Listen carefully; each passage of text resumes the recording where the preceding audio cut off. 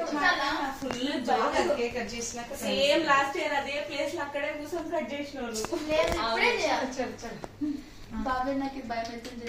Happy birthday to you, happy birthday to బాబాయ్కి happy birthday నాకు మూతి బాబాయ్కి హ్యాపీ బర్త్డే టు యూ. ఆరో డైరెక్షన్ ఆ పేపర్ కాండ పేపర్ కార్డ్